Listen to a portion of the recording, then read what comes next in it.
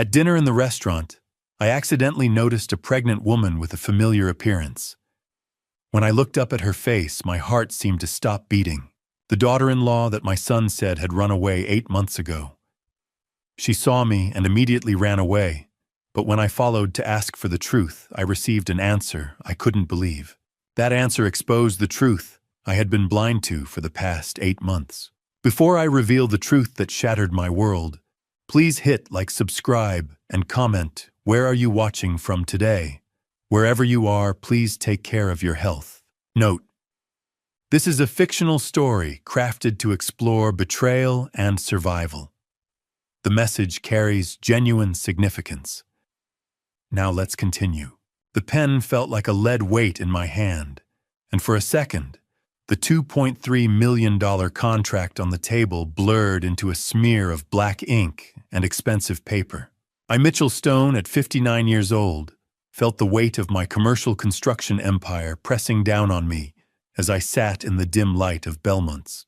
The smell of expensive steak and floor wax usually signaled a win, but tonight it only made the nausea clawing at my throat feel more real. My hands, which had once hoisted steel beams and laid the foundations for the city's tallest towers, were betraying me.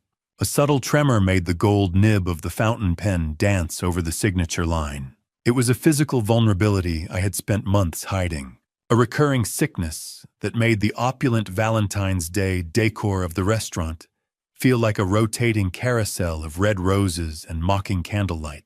Across the table, Gerald Thompson, my business partner of 20 years, sat watching me, his 55-year-old face etched with the impatience of a man who lived for the next zero on his bank statement. He shifted in his seat, his silk tie catching the light from the chandelier. "Mitchell, you have been staring at that line for 3 minutes," he said, his voice cutting through the hum of the dining room.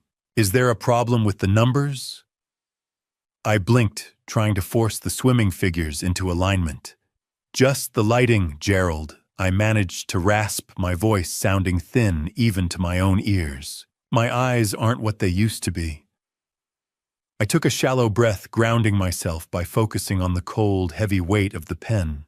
I was the king of Stone Enterprises, a man with $45 million in the bank. Yet I felt as though I were drowning in a glass of water. How could a man with $45 million in the bank feel like he was drowning in a glass of water? The room tilted slightly, the edges of the contract fraying into gray shadows. I needed to sign. I needed to finish this deal before the world completely dissolved into the floorboards. But then a rhythmic, heavy sound of footsteps approached. It wasn't the brisk, light-footed pace of the usual service staff. It was slow, deliberate, and carried a weary caution that made me look up. A waitress entered the periphery of our booth. She moved with a struggle that stood in stark contrast to the elegant diners surrounding us, her frame supporting a belly that looked far too heavy for her slender shoulders. I prepared to order a glass of water to clear my head, but as I raised my gaze, the air left my lungs. Hannah Vance, 25, looked like a ghost of her former self, in her stained apron, her 8-month pregnancy making every step a struggle. The woman my son Preston had sworn was a gold digger who had abandoned him for another man and disappeared forever was standing less than 3 feet away. Then I saw her. Not just a waitress. Her. My heart hammered a painful rhythm against my ribs, the dizziness replaced by a cold, piercing recognition that cut through the fog of my illness. "Good evening, gentlemen," she whispered, her voice trembling as she avoided direct eye contact. "Can I start you with some drinks while you look over the menu?" My hand tightened on the pen until the knuckles went white. "Water." I said the word, barely escaping my throat. Just ice water. The woman my son swore had left us for another man stood there 8 months pregnant and trembling, carrying a tray of water in a restaurant I owned half of. The glass of water she placed on the table trembled, sending ripples through my reflection that matched the frantic hammering in my chest. I sat paralyzed, my hand still clutching the gold fountain pen over a contract that suddenly felt like a piece of scrap paper. Hannah Vance stood there, the woman who had once been the bright, sharp-witted light of our family gatherings, now reduced to a ghost in a stained apron. Despite her obvious fear of being seen, she was the one who had approached the table, and as I looked into her hollow eyes, I realized she was either so blinded by exhaustion that she hadn't recognized me until she was inches away, or she was desperate for help she couldn't ask for aloud.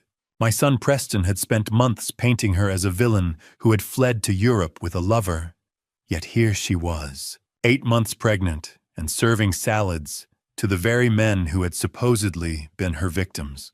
Gerald continued to drone on about interest rates and equity splits, his voice a distant hum that I completely ignored. He was oblivious to the fact that the runaway daughter-in-law he'd heard so much about was standing 3 inches from his elbow.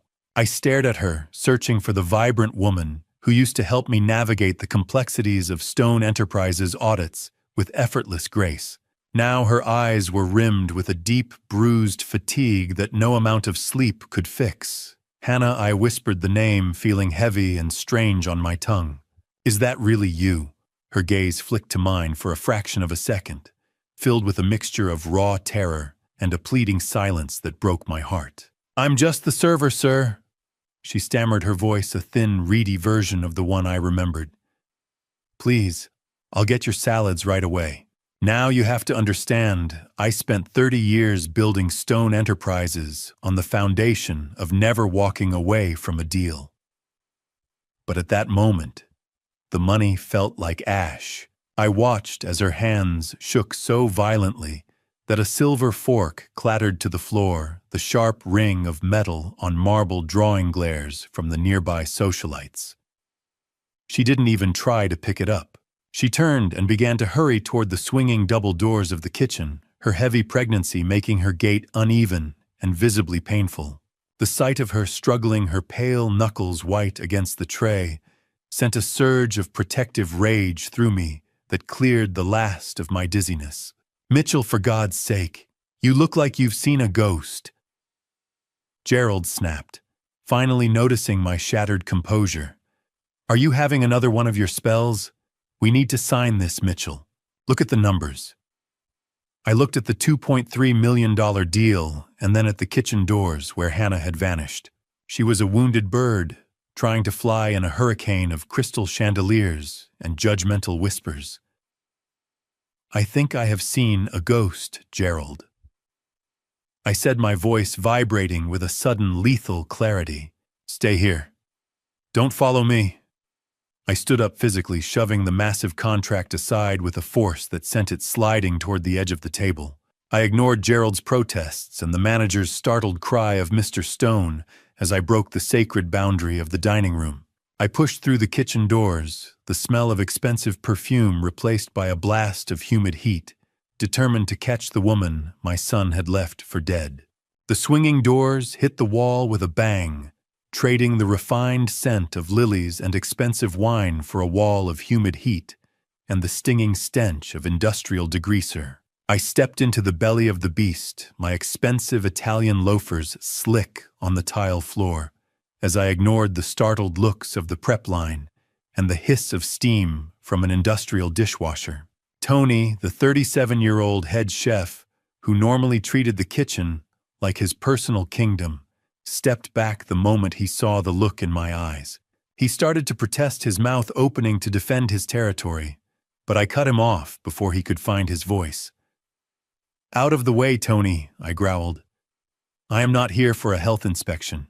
My eyes swept the stainless steel landscape past the barking orders and the clatter of pans until they landed on a shadowed corner by the prep station. Hannah stood there, hunched over her face, buried in her trembling hands. The sheer physical toll of this environment was staggering to witness. A woman in her 8th month of pregnancy standing for hours on slick floors while the stoves roared like furnaces. She had chosen the most high society restaurant in the city to vanish into a brilliant, desperate gamble that she could hide right under my son's nose. Hannah, look at me, I said, my voice softening as I reached her. This ends right now. She flinched as if I had struck her. her eyes darting around the kitchen with the frantic intensity of a trapped bird. She grabbed my arm and pulled me toward a dim, narrow hallway near the dry storage. The smell of burnt garlic and heavy grease clung to the air in the confined space. How do you tell a woman who is terrified of your own son that she is safe with you? I was the man who raised the monster she was running from. I looked at her fingers digging into my suit jacket, her grip fueled by pure, raw adrenaline. I saw it then. Not just fear. A total marrow-deep conviction that my son was the villain of her story. Preston said you left him for another man. I whispered the words, feeling like poison in my mouth. He told the family you were gone, Hannah. He said you took everything. She let out a frantic, breathy rasp that was half sob, half laugh. He'll take him, Mitchell. If he finds out about the baby, he'll take him, and I'll never see him again. Her voice was a ragged whisper against the backdrop of the kitchen's roar. She revealed that Preston hadn't just chased her away. He had actively threatened to have her declared mentally unfit, so he could take the child solely to secure the Stone inheritance line. My own son had weaponized the very family legacy I had spent my life building. I stood frozen, the cold, slick feeling of a stainless steel counter under my hand, the only thing keeping me upright as the foundation of my world collapsed. He didn't want a family. He wanted a bargaining chip. Please, if you ever loved me like a daughter, don't let him know I'm alive. She begged, her uneven breathing, the only sound in our dark corner. I looked at her, then back at the doors, realizing that every second we stood here, the monster I had created was just on the other side of the wood. The sound of Gerald calling my name from the dining room pulled me back to a reality that no longer mattered. I didn't even look back at the $2 million contract or my stunned partner. I simply moved my heavy overcoat, catching on the chair as I lunged toward the service exit. The transition was a physical blow to my senses. I left behind the 72-degree ambiance of clinking crystal and hushed privilege charging through the kitchen where line cooks scattered like pigeons. Howard Bell, the 41-year-old manager with a permanent sneer for the underpaid, stepped into my path with a look of practiced concern. "Mr.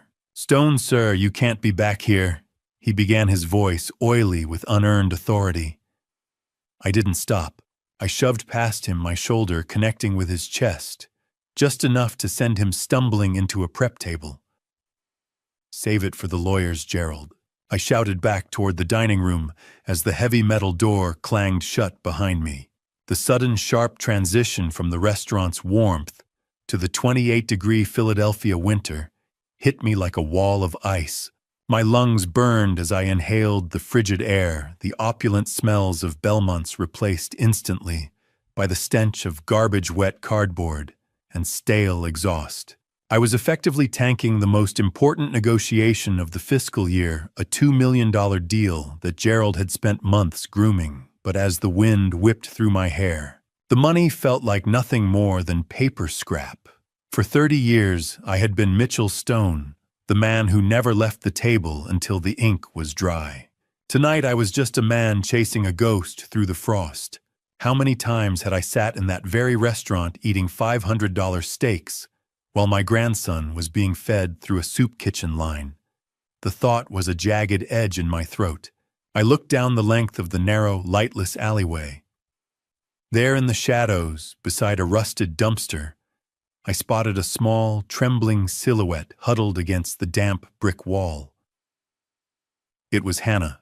She was gasping for air, her thin cotton waitress uniform offering no protection against the winter chill. Her hands were clutched tightly over her swollen belly, her shoulders racking with silent, violent tremors. "Hannah, stop, please." "I'm not here to hurt you," I called out, my voice cracking as I stepped into the dim yellow glow of a single security light. She looked up, and the sight of her blue-tinged lips and chattering teeth made my stomach turn. "Mr. Stone, you shouldn't have followed me," she rasped, her voice a desperate, frozen whisper. "If he finds out, you don't know what he'll do. The lies didn't just have layers, they had teeth. "Hannah, look at me," I demanded, coming closer but keeping my hands visible. "Why are you out here? Why did Preston say you ran?" She let out a hollow, bitter sob that sounded like breaking glass. "He didn't just chase me away, Mitchell. He told the owners here, he told Howard, that I was a thief. He said I stole from the family. He wanted me to be watched even here. He wanted me to have nowhere to go." I felt a surge of lethal indignation. I pulled my own heavy wool coat off to wrap around her, but she flinched away with a sharp, instinctive jerk. Her eyes were wide with a terror so profound it suggested my son's cruelty went far beyond a few mean words. The look in Hannah's eyes wasn't just fear. It was the hollow, haunted expression of someone who had been methodically dismantled by the person they trusted most. As the winter wind bit into my face, she began to dismantle the lies my son Preston had used to poison my mind. Hannah's voice was a jagged, breaking sound as she finally admitted the psychological warfare that had turned my home into a domestic prison. It wasn't just the words, though his labels of worthless and gold digger had cut deep enough while she was working 60-hour weeks as a freelance accountant to pay for their mortgage. The real horror began with the gaslighting. She described how Brooke Sterling hadn't just appeared after Hannah left. Brooke was already there, moved into their guest room months prior, under the guise of being a business consultant. "Mitchell, he didn't just hit me!" She rasped, her chattering teeth sounding like dry bones. "He made me feel like I didn't exist in my own home." I stood near the metallic, sharp-smelling dumpster, nauseated by the betrayal. Brooke was already there. "While you were still living under that roof," I asked, my voice barely a whisper. The realization that I had raised a man capable of such cruelty felt like a physical weight pressing down on my lungs. My own blood. My own flesh. He was a stranger to me now. He wasn't just my son. He was a predator who had converted his own house into a siege. But the betrayal went even deeper. Brooke Sterling wasn't some stranger Preston had found in a bar. She was my own former junior associate, a woman I had personally fired for egregious ethics violations. Preston had secretly hired her back behind my back, bringing a wolf into the very heart of his home to devour his wife. Hannah detailed a living nightmare, where Brooke began wearing Hannah's clothes and jewelry while Hannah was still living there. They would sit in the dining room laughing as if she were a ghost, or a piece of furniture, openly discussing their future together. She wore my wedding anniversary dress to dinner in our own home. Hannah said, her white-knuckled fingers gripping her pregnant belly so hard I feared for the child. And my son, he just let this happen, he encouraged it. I asked, my righteous indignation boiling into a cold, lethal fury. They weren't just having an affair. They were conducting a slow-motion execution of Hannah's soul. Every story Hannah told stripped away another layer of the respect I once had for my own legacy. My son had spent my money to facilitate a domestic execution, and I had been too busy expanding stone enterprises to see the rot in my own foundation. I reached out to steady her, the biting sting of the wind, a distant annoyance compared to the fire in my chest. Hannah's voice dropped to a terrified whisper as she looked over my shoulder toward the restaurant door, her body going stiff with a fresh wave of panic. But Mitchell Brooke wasn't just there for the money. She set her eyes wide with a terror that suggested the worst was yet to come. She brought the powders. She said they were to help you retire early.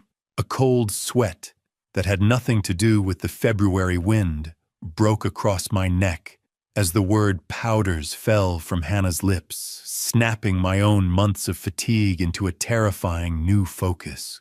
My world began to spin, not with the familiar vertigo I'd been battling, but with the nauseating clarity of a man realizing the roof he built is rigged to collapse.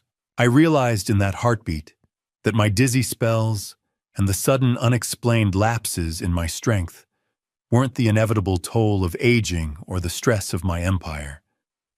They were a design, Hannah's mention of Brooke bringing powders confirmed that I was being actively poisoned by the same monster who had dismantled her life. I reached out to steady her, but her knees buckled before my fingers could gain a purchase on her thin uniform. She slumped into the snow-dusted gravel of the alley, clutching her stomach and gasping in a way that made my blood run cold. The winter chill and the sheer weight of her terror had finally broken the last of her endurance. "Hannah, stay with me, look at me." I roared, the sound echoing off the brick walls of Belmont's like a gunshot. I didn't care who heard. I didn't care about the $2 million contract sitting cold on the table inside. "Henry, bring the car around to the service gate." Now I screamed into my phone, my voice raw with a paternal desperation I hadn't felt in decades. Henry, my 46-year-old driver who had been with me through 3 construction booms and a divorce, didn't ask a single question as he vaulted over the hood of the car, tires screeching against the frozen asphalt. My grandson was in that womb. My legacy, my future, shivering and fading in the back of a car while I sat there powerless. It was a visceral, gut-wrenching realization that eclipsed every professional triumph I had ever achieved. I lifted Hannah's frail weight, shocked at how little there was of her beneath the heavy pregnancy, and settled her into the leather back seat. The contrast between my luxury vehicle and her threadbare, stained uniform was a nauseating reminder of the distance she'd fallen under my son's shadow. Henry tore through the Philadelphia streets, ignoring red lights and the honking of lesser men. I held Hannah's hand, feeling the terrifyingly weak pulse against my palm while she drifted in and out of consciousness, her skin freezing and clammy. Philadelphia's lights blurred into long, mocking streaks of neon as we raced against a clock that had been ticking behind my back for 8 months. Every thud of my heart against my ribs was a countdown. "Don't you dare close your eyes, Hannah. Your son needs you. I need you." I whispered, my voice thick with protective fury. She stirred, her eyes fluttering open for a moment, glazed with pain. "Mr. Stone, the powders. He puts them in the morning. Your coffee." She muddled, her voice barely audible over the roar of the engine. She mumbled that Brooke hadn't just brought them. She had bragged about the industrial chemical supplier where she bought them, a detail Brooke likely thought Hannah was too broken to remember. The automatic doors of the Penn Medicine ER hissed open, smelling of hospital antiseptic and floor wax. I didn't wait for a gurney. I carried her in myself under the blinding white fluorescent lights, screaming for help, until a swarm of white coats surrounded us, tearing her from my arms into the sterile unknown. The smell of hospital antiseptic fought a losing battle against the metallic scent of my own fear as I stared at the blood-stained sleeve of my $3,000 suit. I paced the linoleum floors of the Penn Medicine waiting room, my ears ringing with the clinical rhythmic squeak of rubber shoes on hospital linoleum. I felt a crushing remorse as I learned from the intake nurse that Hannah had actually been to this hospital months ago. She had fled before being seen because she spotted one of Preston's business associates in the lobby, a detail that made me realize she had been living like a fugitive in my own city, while I was busy closing multi-million-dollar construction deals. Dr. Catherine Mills, a 53-year-old OB-GYN, with eyes that had seen too much sorrow and not enough justice, stepped into the light of the waiting room. Is he okay?" I asked, my voice cracking like a dry timber. She exhaled, her expression softening just enough to let me breathe. "He's a fighter, Mr. Stone, but his mother is running on empty. She's suffering from extreme dehydration, stage 1 anemia, and severe exhaustion. She hasn't had a proper meal in days." The diagnosis of neglect was a physical blow to my chest. My grandson was miraculously stable, but he was flourishing at the cost of his mother's life. How could a man who built skyscrapers fail to build a simple roof of safety for his own family? I spent 30 years hoisting steel and glass into the heavens. Yet I had allowed the foundation of my own bloodline to erode in the gutters of North Philly. I refused to leave Hannah in a public ward where my son might find her. Using my influence, I had her discharged under a pseudonym and signaled Henry to bring the car around.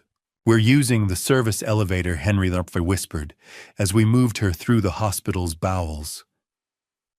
No one sees her enter. The drive to the city center was a blur of neon and guilt. I took her to the Regency, to the presidential suite that usually hosted foreign dignitaries and tech moguls. The hotel bill was $5,000 a night. It felt cheap compared to her life. I had the entire floor put on a maintenance lockout, effectively making Hannah a ghost within the city's most famous hotel. I watched as she slept in the soft, high-thread count sheets. The dry, recycled air of the suite hummed in the background. Her pale face finally lost its mask of terror. In the luxury of the deep pillows, her breathing evening out in the silence of the city at 2 a.m. from the 40th floor. "You're safe now, Hannah," I promised, adjusting the heavy silk duvet. "I promise." I sat in a velvet armchair, the scratchy feeling of blood drying on my wool sleeve a constant reminder of the night's cost. I felt a cold, emerging rage. I wasn't just tired anymore. I was a man who had finally seen the blueprint of his own son's betrayal. As I watched the rhythmic rise and fall of her chest, my phone buzzed in my pocket. A text from Preston, asking if I'd recovered from my dizzy spell yet. He was mocking me, checking the status of his slow-motion execution, while I held the wreckage of his victims in my hands. The morning sun hit the glass towers of Philadelphia with a blinding clinical intensity, as I prepared for a war I never wanted to fight. I didn't bother calling ahead. I simply leaned my weight against the doorbell of Preston's glass-walled fortress, the vibration echoing the cold, rhythmic thumping of my heart. Preston Stone, my 35-year-old son, stood in the doorway of his luxury loft, with an air of unearned superiority that I had finally begun to see through. He was wearing a designer silk robe and holding a steaming cup of espresso, looking more inconvenienced than concerned by my presence. "Dad, what are you doing here?" he asked, his voice smooth and patronizing. "You look terrible. Did you have another one of your episodes?" "You're pale, Mitchell. Maybe you should be at home with a nurse instead of wandering the city." It was the same gaslighting I had endured for months, his subtle references to my dizzy spells, designed to make me feel senile and incompetent. "I'm here to find out when exactly your soul became as hollow as this apartment, Preston," I said, pushing past him into the living area. The place was a monument to sterile wealth, all white marble and floor-to-ceiling windows, yet it felt devoid of any real humanity. I noticed 2 coffee cups on the kitchen island and a pair of discarded silk heels near the sofa. The smell of expensive, bitter espresso hung heavy in the air, a scent that normally I enjoyed, but now made my stomach churn with the memory of Hannah's revelation about the powders. How do you look at the person you raised and realize you're staring into the eyes of a predator? I had built a construction empire based on solid foundations, but the man I called my son was built on shifting sand and stolen lives. Brooke Sterling, 32, lounged on the sofa in a silk robe that I knew belonged to Hannah, her cold eyes showing no remorse as she acknowledged me with a thin, mocking smile. "Good morning, Mr. Stone," she said, her voice dripping with artificial sweetness. "It's lovely to see you're still upright." I looked at her and saw the junior associate I had personally fired for forging expense reports, the same woman Preston had secretly brought into his home to replace his wife. She was wearing Hannah's robe, sipping from Hannah's cup, living Hannah's life. The soft, mocking rustle of the silk as she crossed her legs was like a physical slap to my face. "Where is she, Preston? Where is my daughter-in-law?" I demanded, my hand gripping the cold, smooth edge of the marble island to steady the tremor in my fingers. Preston exchanged a look of silent conspiratorial amusement with Brooke before turning back to me.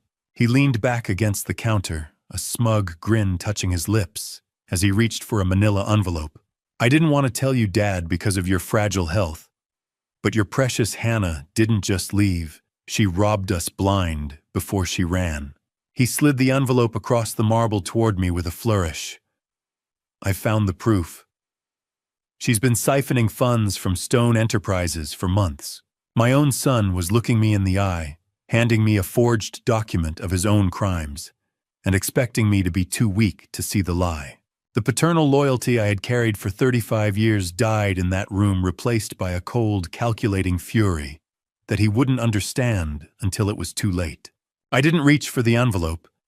Instead, I let out a low, dry chuckle that seemed to rattle the very floor-to-ceiling windows of my son's glass palace. It was the laughter of a man who had finally seen the punchline of a very dark joke. Preston's smug grin faltered, his eyes darting to Brooke, as if checking the script they had so carefully rehearsed. If Hannah truly robbed Stone Enterprises blind, Preston, then you are a far more incompetent vice president than I ever feared, I said, my voice cutting through the metallic, ozone-like smell of cold fury in the room. You're telling me that a freelance accountant managed to siphon millions from under your nose. By your own logic, you failed to protect the firm's assets. Consider yourself terminated for gross negligence, effective immediately. The satisfaction on his face curdled into a mask of confusion. He hadn't expected me to accept the theft as a premise to destroy his career. I watched Brooke's confidence flicker, her eyes scanning the exits as she realized I wasn't buying the performance. You think a manila envelope full of lies is going to distract me from what I saw in your eyes? I asked, leaning into his space. Dad, you're not well. Preston stammered, trying to regain his footing. You're being paranoid. The dizziness is clouding your judgment. You need to go home and lie down before you do something you regret. Do you know how it feels to watch your own creation turn its teeth toward you? It's a silence that screams a realization that the person you gave everything to is simply waiting for you to rot. I pulled out my phone, the sharp mechanical click of the smartphone screen sounding like a cocked pistol in the quiet loft. With a few deliberate taps, I sent a pre-drafted authorization to my CFO. I've just frozen your corporate accounts and suspended your trust disbursements, Preston. You have 24 hours to produce real proof of Hannah's theft, not these amateur forgeries, or you'll find yourself as penniless as the woman you threw away. I've spent 30 years building an empire, and I won't let you turn it into a playground for a mistress and a coward. The trust was gone. The sun was gone. Only the construction remained. Preston's mask finally shattered. His face contorted, neck veins bulging like thick cables as he lunged toward the kitchen island. You can't do this, he screamed, his voice cracking with a high-pitched, unadulterated rage. That money is mine by right. It's my legacy, not hers. I didn't flinch. I turned my back on him, walking toward the heavy oak door.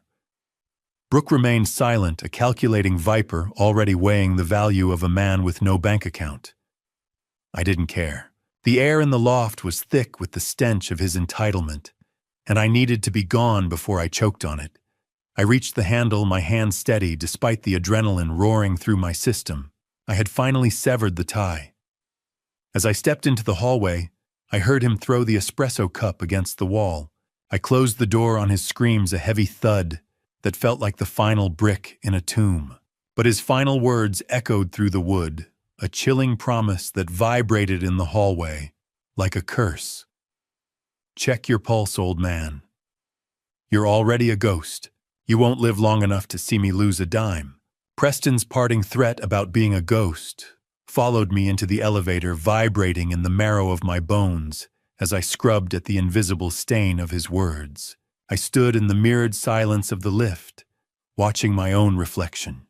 I looked weary, the skin beneath my eyes sagging with a fatigue that no amount of sleep could cure. But my mind was sharpening into a weapon.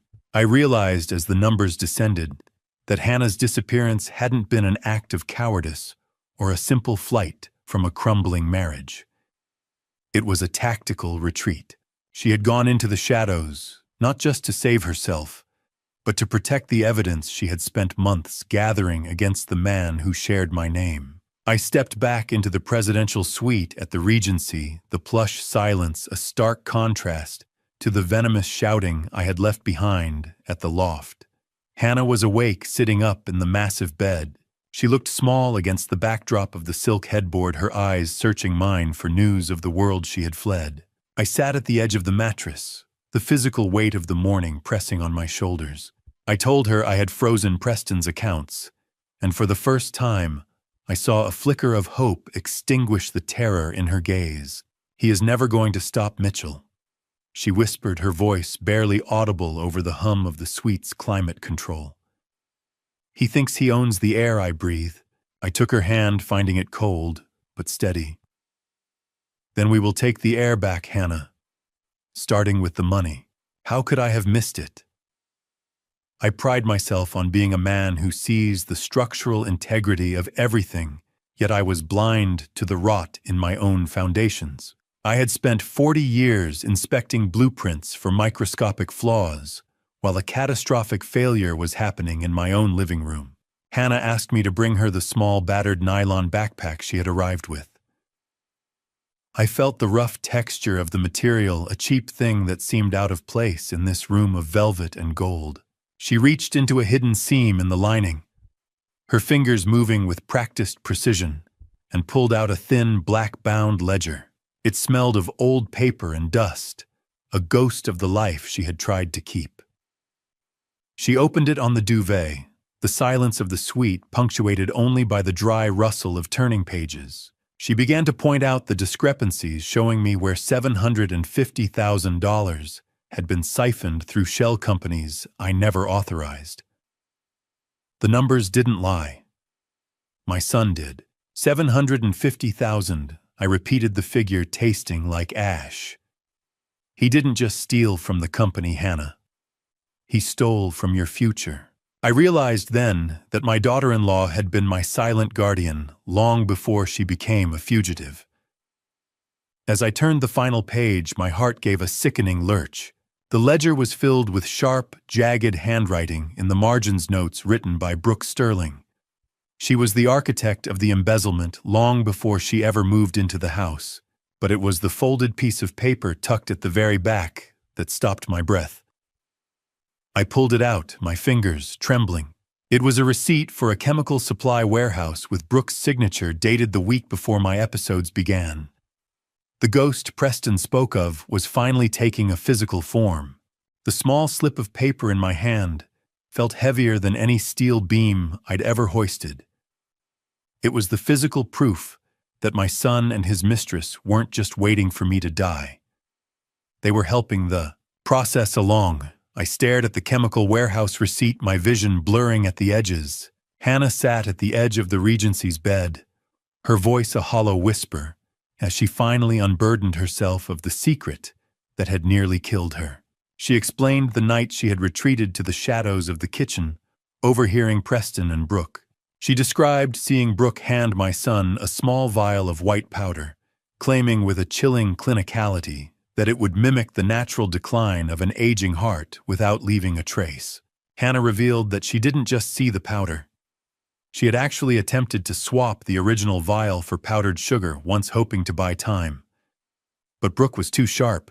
She noticed the texture was wrong within hours, and that discovery had triggered the final, terrifying confrontation that forced Hannah to flee for her life. "Mitchell, they called it the inheritance accelerator," she whispered, her eyes fixed on the floor. "They laughed about it while they brewed your tea." The nauseating clarity of her words hit me harder than any physical blow. My own son, the boy I had taught to build and to lead, was stirring my own grave into my morning cup every single day. The metallic taste in my mouth, the one I had dismissed as a side effect of stress, was the flavor of my only child's betrayal. Is there a word for the moment you realize the person you'd give your life for is actively trying to take it? I looked at my hands, the hands that had founded an empire, and saw them trembling with a cold, clinical rage. I couldn't be a victim anymore. I had to become a hunter. I contacted Dr. Alan Fisher, a 58-year-old toxicologist with a clinical detachment that hid a fierce loyalty and met him at the side entrance of his private lab. I drove myself across the city, avoiding Henry, to ensure my movements left no footprint. The muffled, echoing silence of the empty lab was a sanctuary as Alan prepared the equipment. "Mitchell, you look gray," he said, his voice grave. "If what you suspect is true, we don't have much time." I didn't offer an explanation. I simply rolled up my sleeve. The sharp, stinging scent of rubbing alcohol filled the air, followed by the cold, biting pressure of the tourniquet. The needle didn't hurt. The truth did. As the needle entered my vein, I felt a strange sense of empowerment. I was gathering the ammunition I needed to dismantle their glass-walled fortress. The dark, sluggish blood began to fill the vial, a physical manifestation of the poison that had been clouding my judgment and sapping my strength. I watched the liquid rise, focused on the mission ahead. Alan paused, his brow furrowing as he noticed dark, ugly bruising along my forearm marks I couldn't explain. He traced them with a gloved finger, a sign that the toxins were already causing internal damage. "Doctor," Fisher looked at the dark, sluggish blood filling the vial and whispered, "Mitchell, if this is what I think it is, you shouldn't even be standing." I didn't answer him. I couldn't. I just stood there, a dying man, finally finding the strength to finish a war he never wanted. The ghost of Alan's warning stayed in the passenger seat. With me, a cold passenger that made every breath feel like a borrowed gift I was forced to fight for. I left the private lab behind my arm, still throbbing where the needle had drawn out my dark, sluggish blood. As I drove toward Old City, a sickening pattern began to emerge in my mind. I realized that my most debilitating dizzy spells were never random. They were meticulously timed, always striking just hours before a major company board meeting. While I was collapsed in my study, gasping for air, Preston was standing in the boardroom as my proxy, authorizing the very shell company transfers that had drained my legacy. I arrived at a nondescript office far from the polished glass and steel of Stone Enterprises. Rebecca Sinclair, a 48-year-old forensic accountant, with a mind like a razor and a reputation for finding money in places it had no right to be, didn't even offer me a hand to shake. She pointed to a chair, her eyes already scanning the ledger Hannah had saved. "I want every penny tracked, Rebecca," I told her, the blue glow of the monitor reflecting in my tired eyes. "I want to see the blood on the trail." She didn't look up, her fingers creating a rhythmic, annoying clicking on the keyboard that filled the small, stale-smelling room. "This isn't just theft, Mitchell," she whispered.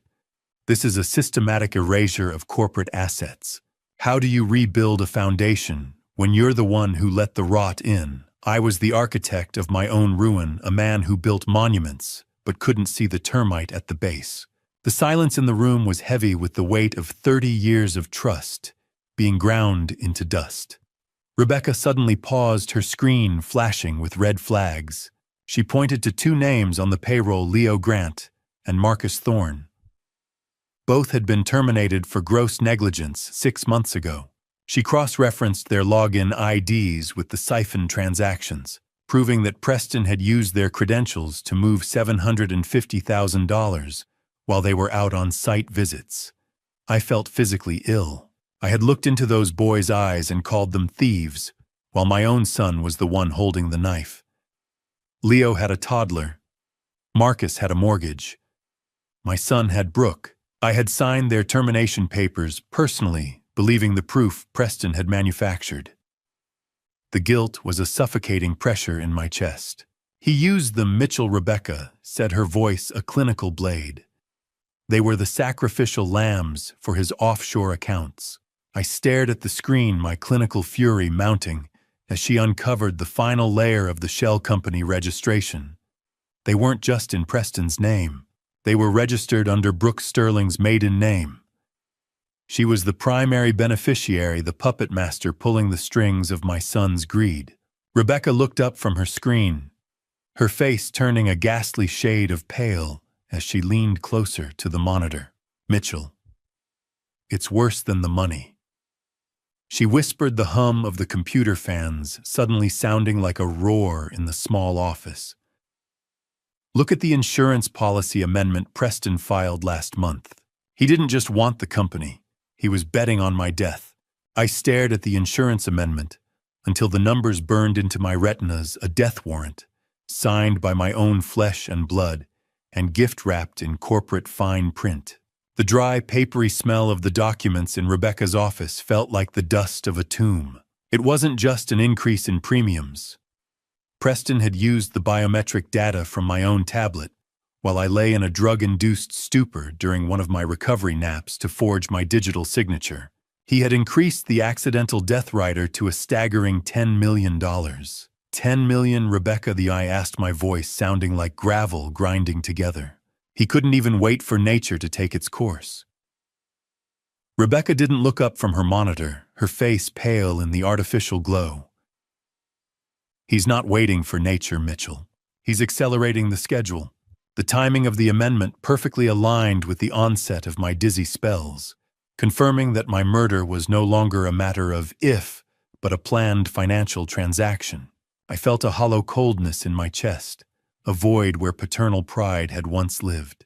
The son I had raised, the boy I had taught to hold a hammer and a compass, saw me only as a decaying asset to be liquidated for a payout. I left that office walking like a man through waist-deep water, the weight of the insurance papers dragging at my very soul. The Philadelphia skyline, which I had spent 30 years helping to shape, looked like a collection of jagged teeth ready to snap shut. I returned to the Regency Hotel, my body trembling with a weary determination that bordered on the lethal. I needed to see Hannah. I needed to see the only pure thing left in the wreckage of the Stone legacy. The rhythmic thrumming of the hotel suite's air conditioning was the only sound as I entered. Hannah was resting, the terror in her eyes finally beginning to recede under the safety of the lockout. To calm her nerves, I sat by her side and began to read a story, my voice a low, gravely rumble in the quiet room. As I read, I rested my hand on the warmth of her stomach through the soft cotton of her robe. Suddenly, a sharp electric jolt struck my palm. I froze, my breath catching in my throat. Did you feel that? Hannah whispered, a small, genuine smile breaking through her exhaustion. He's awake. It was the first time I had felt my grandson move a sudden heel against my palm that felt more solid than any skyscraper foundation I had ever poured. Hello there, Owen. I murmured the name, feeling like a sacred oath on my tongue. Your grandpa isn't going anywhere. I promise you that. How can something so small, a tiny heel against a palm, overturn a lifetime of corporate cynicism? In that moment, my desire for survival shifted. It was no longer about self-preservation or spite. It was a holy war. I realized that Owen's kicks were strongest when I spoke, the boy already recognizing the voice of the man who would stand between him and the monster I had sired. As I looked at Hannah's peaceful face, I knew I couldn't just play defense anymore. It was time to let the arsenic do its work, or at least make Preston think it was. I had to become the ghost he already thought I was. The shrill ring of my phone cut through the heavy, artificial silence of the house, pulling me away from a moment of hollow contemplation. I gripped the edge of my mahogany desk as Dr. Fisher's voice crackled through the line, each syllable acting like a sledgehammer against the last remnants of my denial. It is arsenic, Mitchell Allen, said, his clinical tone failing to hide the underlying tremor of alarm. A high-purity industrial grade. Whoever is doing this knows exactly how to keep you just on the edge of death without crossing the line too soon. He explained that the small repeated doses over the last 6 months were responsible for the dizziness and the internal spells that had made me feel like a failing machine. I sat in my study, staring at my own gray, sunken face in the polished wood of the desk. I discovered that the fortified tea Preston had been bringing me every morning wasn't just laced with poison. It was infused with a specific sedative designed to cloud my judgment, making me more susceptible to his financial suggestions. The betrayal was complete. Then they have made a mistake, Alan. I replied, my voice a cold, dispassionate rasp. They left me enough life to bury them. There was no more grief in me, only the clinical necessity of a counterattack. I had to be a ghost before I could be a judge. I was the architect of a building that had been rigged with explosives, but I was the only one who knew where the detonator was hidden. I began the secret medical protocol. Alan had provided a series of chelating agents to flush the rot from my system. I spent the afternoon clearing out my medicine cabinet, hiding the antidote inside my daily vitamin bottles.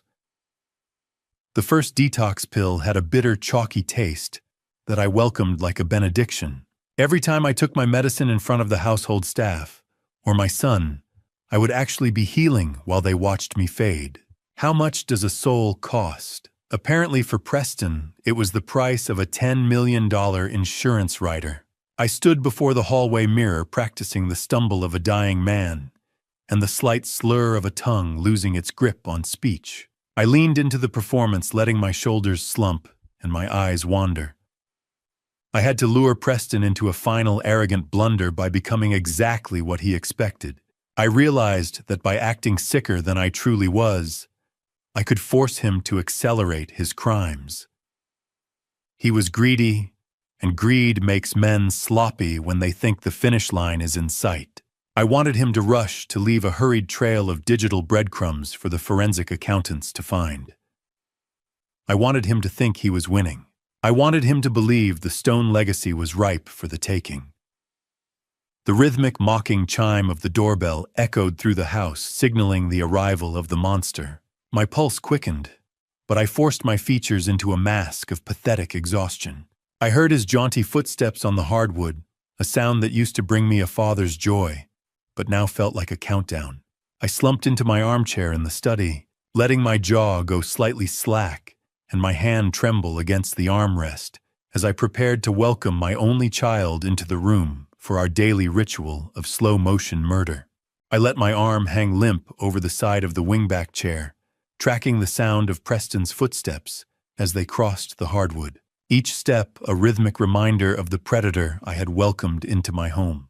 The sound of his jaunty gait used to bring me a father's simple joy, but today it felt like a countdown toward a confrontation I was finally ready to win. I kept my jaw slack and my eyes partially lidded, feigning the heavy lethargy of a man whose central nervous system was slowly being extinguished. As he entered the study, I noticed he wasn't just bringing me a tray. He was carrying a small cardboard box. Through my lashes, I watched him stop at the far wall and calmly remove the framed photograph of my late wife and me at the Stone Enterprises groundbreaking ceremony. He placed it face down in the box with a clinical silence that chilled me more than the poison ever could. He was literally erasing my presence from the room while I was still drawing breath inside it. "You look tired today," Dad Preston said, his voice a smooth, practiced imitation of concern. "Have you been taking your supplements?" I let out a thin, shaky rasp, the sound of a hollowed-out man. "Everything feels so heavy, Preston," I whispered. "Like my blood is turning to lead." He offered me a thin smile that didn't reach his eyes and set the tray down on the mahogany table. I heard the delicate, mocking clink of the porcelain cups. The bitter, earthy scent of the poisoned Earl Grey rose from the steam, a fragrance that now signaled death instead of comfort. He pushed the cup with the chipped rim toward me, the one Hannah had warned me about. Did he ever really love me? Or was I just a project to be completed? A structure to be demolished for the lot value? I watched the small white ring left by the cup on the polished wood, a permanent stain on my history. Preston turned toward the floor-to-ceiling windows, murmuring about a draft and reaching to close the heavy latch. It was the moment I had rehearsed in my mind 1,000 times.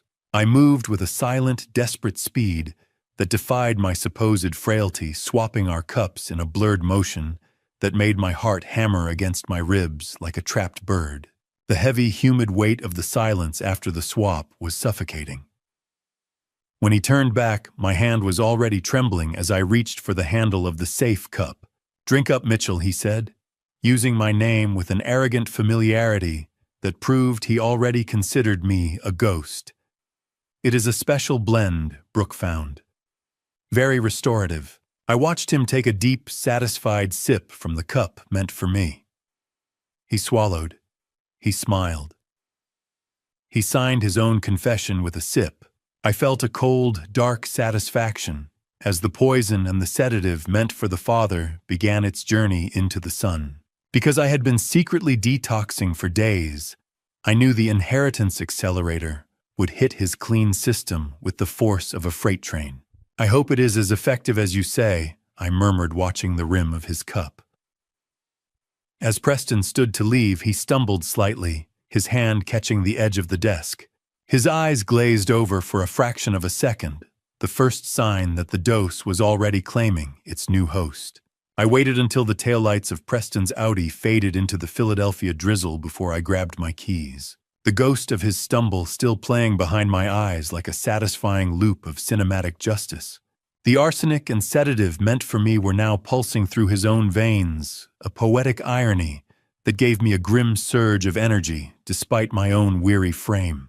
I drove through the slick streets of the city, my hands steady on the wheel for the first time in months. I headed to a subterranean parking garage near Independence Hall, a cold concrete cavern where the air was thick with the scent of damp pavement and lingering exhaust. Mark Sullivan, a 50-year-old private investigator, with the weathered skin of a man who lived in the city's shadows and a silence that I had paid for in six-figure retainers, stood by the driver's side door of a nondescript black sedan. He didn't offer a greeting, which I appreciated. We were well beyond the pleasantries of polite society. I realized as he reached for a tablet that Brooke Sterling hadn't just been sloppy. She had been arrogant. She had used a stolen ID belonging to Marcus Thorne, one of the junior employees Preston had framed to make her purchases. She believed she was burying the trail, but in her greed, she had only ensured that the person buying the poison left a digital signature that didn't match the face on the security cameras. "Did you find it, Mark?" I asked, my voice echoing against the low ceiling. "Tell me she was sloppy." Mark tapped the tablet, his face illuminated by the harsh blue light of the screen. "She thought she was a ghost, Mitchell," he replied. "But everyone leaves a footprint." The air around us felt heavy, the flickering buzzy hum of an old fluorescent light above us, adding to the clinical atmosphere of the exchange. How much planning goes into a murder? I wondered if they'd scheduled my funeral between their brunch dates, or if they had already picked out the champagne for the day the life insurance cleared. Mark handed me the tablet, and I felt the cold glass under my fingertip. The surveillance footage was grainy and black and white, but there she was. My son's future. My executioner. Brooke was wearing a poorly fitted wig and oversized dark glasses, entering an industrial chemical outlet on the edge of town. I watched her sign the electronic pad for a restricted batch of trioxide, the primary component of the poison that had been sapping my strength for 8 months. I watched her smile at the clerk, a charming, lethal viper, purchasing the tools for my execution with my own company credit card through a shell company. Mark Sullivan watched my reaction, his eyes dispassionate. "That's her," I whispered. "Even with the wig, look at the way she walks." "That's Brooke. I have the clerk's testimony ready too." Mark added, his voice low. He remembers the lady in the black car very well. He thought she was a scientist or a laboratory runner. I felt a surge of physical nausea, not from the toxins this time, but from the sheer, naked depth of the betrayal. Mark tapped the screen again, bringing up a separate file that made my heart freeze. "There's one more thing, Mitchell. Brooke isn't just buying chemicals. She's been making inquiries about quick estate liquidations. And she's been meeting with a lawyer who specializes in international extradition. They aren't just waiting for me to die. They are already packing their bags." I didn't wait for the garage door to fully rise before I accelerated the plan for Brooke's international flight, acting like a shot of pure adrenaline that temporarily masked the tremors in my hands. The city lights of Philadelphia blurred into a cage of neon, but for the first time, I held the key. I arrived back at the Regency and executed the extraction with surgical precision. To solidify the decoy, I instructed Henry to drive the Regency town car straight to the airport and leave it in long-term parking, ensuring Brooke and her associates would believe we had already fled the state. Meanwhile, I moved Hannah under the cover of a late-night laundry delivery, her frail form hidden beneath piles of white linen as we slipped out the service entrance.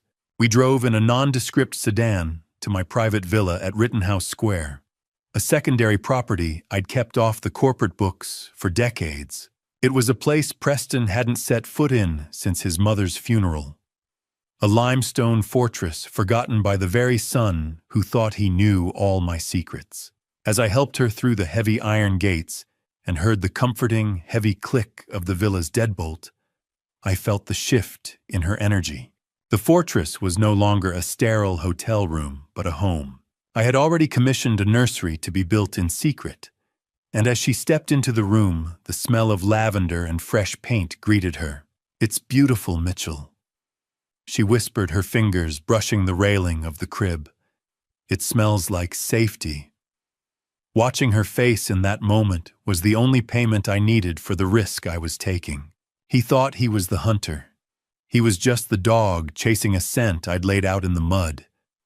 He didn't know about this place, and I intended to keep it that way. While Hannah settled into the silk sheets of the master guest suite, my son was currently miles away, wasting his remaining energy in the damp, dangerous alleys of North Philadelphia. I had leaked a rumor through one of Gerald's less than discreet associates that a woman matching Hannah's description was seen working at a 24-hour diner near Temple University. Mark Sullivan sent a brief surveillance clip to my encrypted tablet, and I watched with grim satisfaction. Preston looked frantic and disheveled, his designer coat stained by the gritty drizzle as he searched the slums. Does a father ever truly stop feeling the sting of his child's failure? Even when that child is trying to kill him, there is a hollow ache that no amount of justice can fill. But as I watched him dig through the trash, I realized his mind lived there anyway. "Let him search Henry," I murmured to my driver as he stood by the door.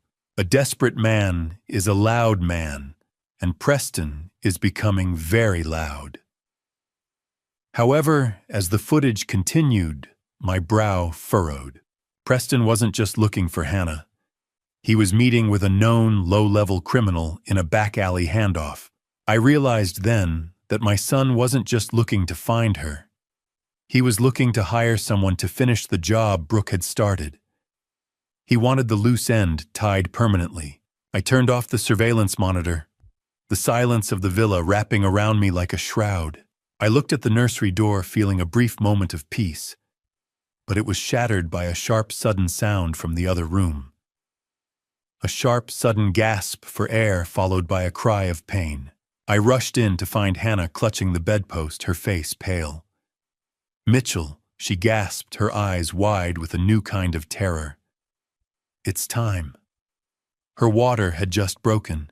I was across the room before the sound of the splashing water even hit my brain, my instincts as a builder overriding the arsenic-induced fog as I caught Hannah before she could slide to the floor. The smell of amniotic fluid mixing with expensive floor wax filled the air, a sharp organic scent that didn't belong in the sterile quiet of the Rittenhouse villa. My knees hit the cold, wet sensation of the floor with a dull thud, but I didn't feel the pain. I only felt the frantic, fluttering pulse in Hannah's wrist as she gasped for air. I realized with a jolt of ice in my veins that her labor was likely accelerated by a minor car-side encounter she had earlier that day with a delivery driver. A man I now suspected was one of Preston's scouts. The shadow was no longer at the gate. It was inside the perimeter. Hannah was gripped by her first major contraction, her face twisting in a mask of pain that made my heart stop. I checked the sharp, rhythmic ticking of the grandfather clock in the hall, 2:00 a.m.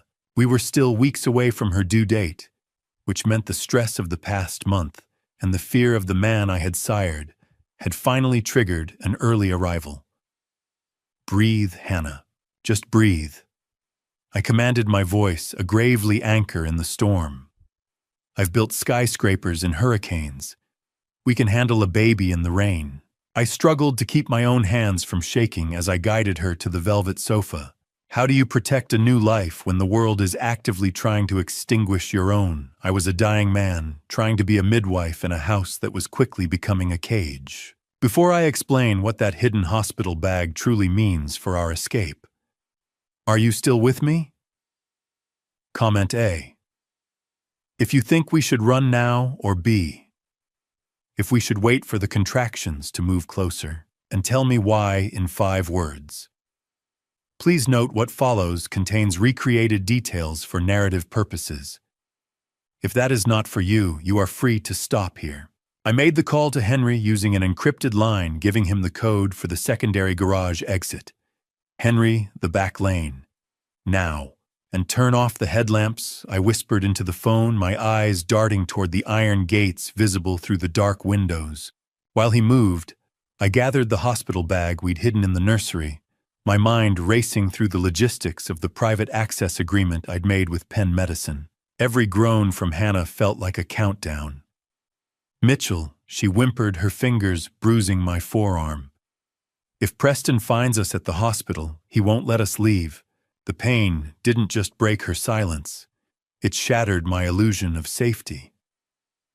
As I helped Hannah toward the door, leaning her weight against my shoulder, I saw it. A faint, tiny red laser dot was dancing on the silk wallpaper of the nursery wall, moving with predatory grace. Preston's scout isn't just looking. They've already found the villa. I shoved Hannah into the shadows of the hallway as the small red light swept across the glass. Realizing that the hospital run wasn't just a medical emergency anymore. It was an extraction from a kill zone. I didn't wait for a second sweep of that red eye. I hauled Hannah toward the heavy service door, my boots skidding on the stone as the car's engine roared to life in the darkened back lane.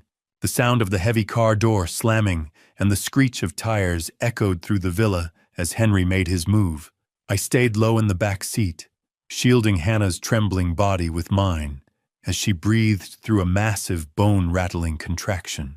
In reality, I had instructed Henry to leak our location to Preston's associate earlier that night on purpose. I needed to force a confrontation on my own timeline, while the police were already positioned, but the biological clock of the birth had accelerated everything into a frantic, dangerous blur. Henry drove with tactical precision, weaving through the narrow cobblestone backstreets of Philadelphia to lose any potential tail. The smell of burning rubber and cold rain filled the cabin as we executed a sharp, illegal turn onto a one-way street. I watched the rearview mirror, spotting a pair of headlights that lingered a bit too long before Henry successfully broke the line of sight. "Lose them, Henry." I growled, my poisoned heart pumping on pure adrenaline. "I don't care about the tires." "Stay down, sir," he replied, his voice a steady anchor. "We're 2 blocks from the perimeter. Have you ever felt the future of your entire bloodline screaming in the back seat of a moving car? It's a sound that erases every dollar I ever made, every skyscraper I ever raised into the sky." We reached the secondary ambulance bay at Penn Medicine, a restricted zone I'd secured weeks ago through a substantial equipment donation. The gates slid open only after Henry flashed a specific security badge, and we were immediately met by the blinding blue-white glare of the industrial ER lights. Dr. Mills and a discreet team of nurses were already waiting. The gurney wheels made a rhythmic, sharp thud on the bay floor as they rushed toward us. Hannah's hand gripped mine with terrifying strength, her knuckles white as a ghost's. "She's fully dilated, Catherine, move." I shouted, the urgency clawing at my throat. "I've got her, Mitchell, doctor," Mills replied, her eyes clinical and focused. "You stay back until we prep the room." The doors hissed. The world narrowed. The end began. As the car stopped and the nurses took over, Henry leaned into the window and handed me a burner phone. He had recovered it from the scout we bypassed at the villa gate. The vibration of the phone against my palm felt like a live wire. I checked the logs, my blood turning to ice. The last outgoing call wasn't to Preston. It was to Brooke Sterling. I realized in that moment that Brooke was making a move that my son didn't even know about, a separate agenda that turned the birth of my grandson into a target for a different kind of predator. I watched the gurney disappear into the bright, clinical light of the ward, the rhythmic beeping of monitors starting to echo from the hallway. I stood alone in the bay, the cold rain dripping from my coat, clutching the evidence of a betrayal that went deeper than I ever imagined. My son was a fool, but his mistress was a strategist, and she was already moving pieces on a board I hadn't fully mapped. The sterile, pressurized silence of the secure wing felt like a tomb, until a single, jagged cry ripped through the air, signaling the arrival of a life that my own son had tried to erase before it even began. I stood in the muffled silence of the waiting room, broken only by the distant rhythmic beep of a heart monitor that sounded like a countdown I was finally winning. I stood outside the delivery room door, my hand resting on the cool glass, feeling the vibration of Hannah's strength. Dr. Catherine Mills and her team worked with a frantic yet disciplined rhythm, their voices a low murmur of encouragement against the monitor's wet, mechanical thrum. I watched through the narrow pane as Hannah, pale and drenched in sweat, gave everything she had left to the world. It was the most honest, raw display of human construction I had ever witnessed, the building of a future out of pure pain and love. "One more, Hannah. Just one more for your son," Dr. Mills encouraged. "I can't. Mitchell. I can't." Hannah's voice was a ragged whisper that tore at my soul. I realized in that moment that Owen didn't resemble Preston at all. Even through the glass, I could see the infant had the exact same jagged birthmark on his shoulder, that my own father had carried a genetic middle finger to the man trying to kill us. How could a man be worth $45 million and yet feel like he was finally receiving his first real paycheck in the form of a 6-pound infant at exactly 3:17 a.m.? The room erupted into the sounds of success, not the clinking of champagne glasses after a corporate raid, but the high, indignant wail of Owen Stone. Baby Owen Stone, just minutes old, and already a fighter, lay wrapped in a hospital blanket, his dark hair a messy crown of the family's future. Dr. Mills held up the tiny, purple-hued infant, and for a moment I forgot the arsenic in my blood and the burner phone in my pocket. They cleaned him quickly and wrapped him in a soft blue blanket, the nurses moving with a reverence that told me they knew this wasn't an ordinary birth. He wasn't a Stone legacy to be managed. He was a human being to be loved. When Dr. Mills finally beckoned me inside, my legs felt like they were made of water, but as she placed him in my arms, I felt a surge of physical vitality. The symptoms of the toxin, the lethargy, the dull ache in my joints vanished, momentarily replaced by an instinctual drive that overrode the poison. "He's 6 pounds, 3 ounces of absolute defiance," Mitchell Catherine said, her eyes smiling over her mask. I looked down at the soft velvet texture of Owen's skin against my rough, calloused hands. He looks like hope," I whispered. I looked down into Owen's dark, serious eyes and whispered a promise to keep him safe, but my words were cut short by the burner phone in my pocket, vibrating. I pulled it out the screen, illuminating my face with a cold, blue light. It was a picture message showing the exact hospital entrance where we had arrived, the car Henry had parked, still visible in the frame. The chilling realization that the sanctuary had been breached snapped me back into a state of high-alert paranoia. My grandson was finally here, and his father was already at the gates. I pulled my hand back from Owen's tiny fingers, as if the phone in my pocket had turned into a live nerve, the screen glowing with a high-definition image of our town car idling in the Penn Medicine ambulance bay. The chilling realization that the sanctuary had been breached settled over me like a cold Philadelphia fog. I stood in the recovery room, watching the blue artificial glare of the smartphone screen reflected in the glass of the window. Nicole Harper quietly entered the room, her face tight with a professional mask that didn't quite hide her alarm.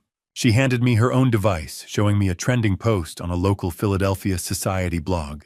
A concerned citizen had posted a photo of the Stone family car at the hospital, speculating about an emergency berth in the secure wing. I realized then that the concerned citizen wasn't a passerby. The angle was too perfect, taken from the security kiosk. The hospital's own night shift guard, a man I'd trusted to keep the perimeter, was clearly on Preston's payroll. "It has already had 5,000 views," Mitchell Nicole whispered, the rhythmic mocking ping of social media notifications on her phone punctuating her words. "People are asking if it is an heir. An heir. No, it is a target." I rasped my pulse, beginning to race with the familiar arsenic-fueled thrum of panic. Preston isn't just coming. He is bringing an audience. The fortress of Penn Medicine, with its reinforced doors and private access, suddenly felt as transparent as glass. How do you fight a man who uses the very life you gave him as a weapon to destroy you? I had built monuments to the Stone name across this city, but I was currently standing in a cage of my own design. The burner phone I had recovered from the scout began to vibrate in my palm, a metallic, angry rasp that cut through the sterile silence. I stepped into the hallway away from Hannah's sleeping form and answered. "It wasn't a scout. I hope you're enjoying your last few hours of grandfatherhood," Dad Preston's voice said, devoid of the fake filial concern he'd used during our tea visits. "That boy is my ticket back to the board. I've already filed for emergency custody. Given Hannah's disappearance and her history of instability, the court won't even hesitate." I stood under the flickering fluorescent lights, the smell of stale coffee and industrial cleaner clinging to the air. "You will have to step over my body to touch that bassinet, Preston." I replied, my voice a low, lethal growl. His laugh was a jagged sound through the receiver. "Your body, Brooke, says the arsenic is just the appetizer, Mitchell. She actually has a copy of your preliminary blood work from Dr. Fisher's lab. Did you really think an old friend was more loyal than a new paycheck?" My blood turned to ice. Brooke had successfully infiltrated Fisher's lab, or intercepted the communication, and now they held the map to my physical decline. The hospital walls didn't smell like medicine anymore. They smelled like a trap. I realized then that the custody threat was only the first move in a much darker game. "By the way, Dad, Brooke says to tell Owen goodbye. You're already a ghost." Remember, he hung up, leaving me in the echoing silence of the corridor. I stared at the phone, the mathematics of the audit, and the clinical reality of the poison finally merging into a single, desperate mission. I wasn't just fighting for my company anymore. I was fighting for the very air Owen was breathing. The receiver clicked into place like the latch of a cage. Preston's threats still echoing in the sterile hallway as I turned my back on his darkness and looked toward the cold, undeniable light of the audit. I retreated to my study, the silence of the house now feeling like a fortress rather than a home. Before the final meeting, I had already executed a silent counterstrike. I secretly transferred 49% of my personal shares into an irrevocable trust for baby Owen. Even if Preston managed to claw his way to the top of Stone Enterprises, he would be eternally blocked by the inheritance of the very son he viewed as a mere bargaining chip. I sat at my desk, the blue hypnotic glow of the spreadsheet on the screen illuminating the wreckage of my trust. Rebecca Sinclair arrived shortly after carrying the final bound reports, with an expression as grim as a tombstone. She laid out the digital map of the $753,000 theft, proving the money had been funneled into a Caribbean offshore fund tied directly to Brooke's biometric signature. I looked at the signatures Preston had forged, recognizing how he had used my own past contracts as a template for his betrayal. Every cent he stole was a brick pulled from the foundation of the house I built for him, and now I had the evidence to bring the whole structure down on his head. It is all here. Mitchell Rebecca said, her voice a sharp blade in the quiet room. The trail doesn't just lead to his door. It leads to his fingerprints. Good, I replied, staring at the smell of heavy ink and high-grade printer paper. I want him to see the exact moment the money he killed for vanishes. Is it still murder if the person you're killing is the memory of who you thought your son was? I felt a calculating dominance over the situation, a death of paternal mercy that left me cold and precise. I began the final phase of setting the trap.